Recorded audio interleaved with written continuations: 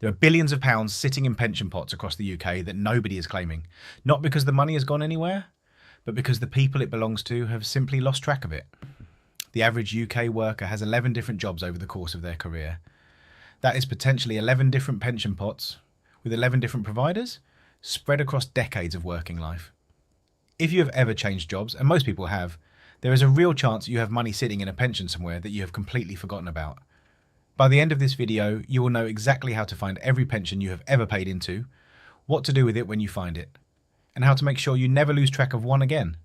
Lost pensions are not the result of anything going wrong.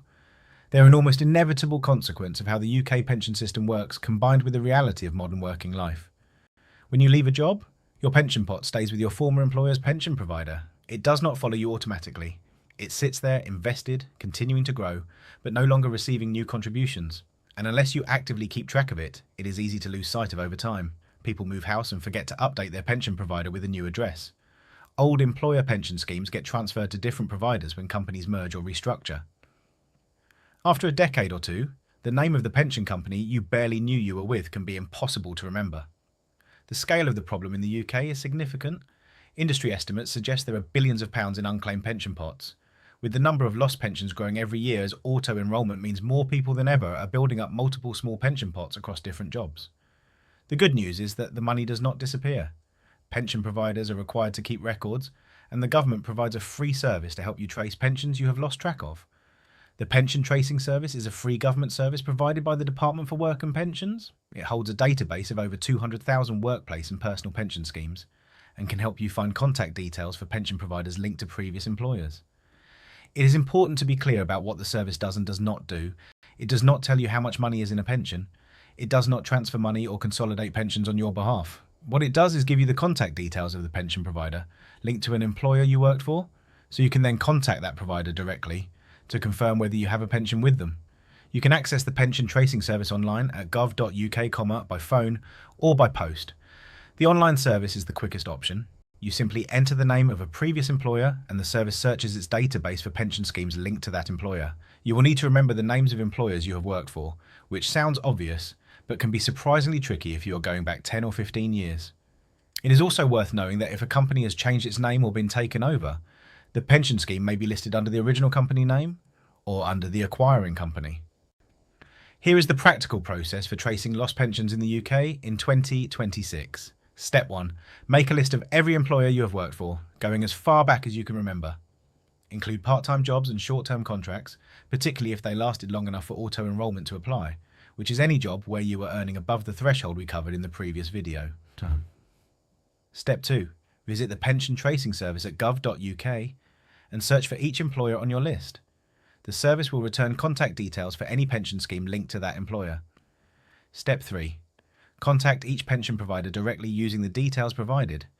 You will typically need to provide your full name, date of birth, national insurance number, and the dates you worked for the employer in question. The provider will then confirm whether they hold a pension in your name, and if so, how to access your account online or request a statement. Step 4. Check your old payslips and employment contracts if you have them. Some payslips show pension deductions and may name the provider directly. This can be quicker than using the tracing service if you still have the paperwork. Step 5. Check your email. If you were auto-enrolled relatively recently, there is a good chance your employer or their pension provider sent you a welcome email when you joined the scheme. Searching your inbox for the names of common pension providers, Nest, the People's Pension, Aviva, Legal & General, Scottish Widows, can sometimes surface pension details you had forgotten about. Step 6. Check the government's My Lost Account service at mylostaccount.org.uk. While this is primarily aimed at tracing lost bank and savings accounts, it also connects to some financial institutions that hold pension-related assets. Once you have tracked down a lost pension, the first step is simply to update your contact details with the provider. Make sure they have your current address and email address so you do not lose touch again.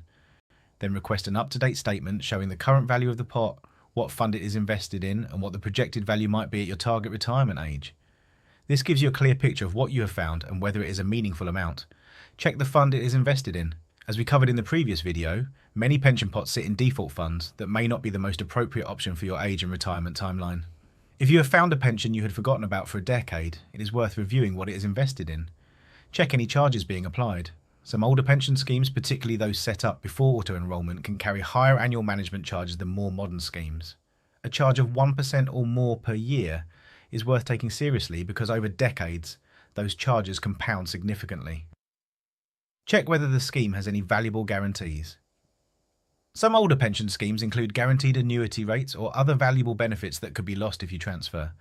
This is particularly relevant for older defined benefit schemes. If in any doubt, take independent financial advice before making any decisions about what to do with a found pension.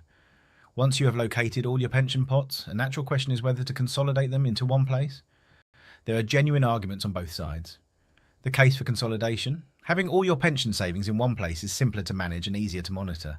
It reduces the risk of losing track of pots again in the future. It may allow you to access lower fees if a modern scheme is cheaper than an older one, and it gives you a clearer picture of your total retirement savings in one place. The case against consolidating: some older schemes have valuable guarantees, particularly guaranteed annuity rates, that you would lose by transferring out. Defined benefit pensions should almost never be transferred without specialist financial advice. And if your current employer's scheme charges higher fees than an older scheme, consolidating into it could actually cost you more over time. The practical approach for most people is this: review each pension you find on its own merits. If it is a small pot in an expensive old scheme with no special guarantees, consolidating it into your current workplace pension or a low-cost personal pension is likely sensible. If it is a larger pot or an older defined benefit scheme, take advice before doing anything. The best way to avoid losing track of pensions in the future is to build a simple habit at the start and end of every job. When you start a new job, note down the name of the pension provider your employer uses and the login details for your online pension account. Store these somewhere you will actually be able to find them: a password manager, a notes app, or a simple spreadsheet. When you leave a job, update your address with the pension provider immediately before you lose access to your work email, and decide at that point whether to leave the pot where it is or transfer it, rather than leaving it as something to deal with later. The government is also developing a pensions dashboard, an online service that will eventually allow UK adults to see all their pension pots in one place. As of 2026, this is still being rolled out across providers. It is worth keeping an eye on this as it becomes more widely available.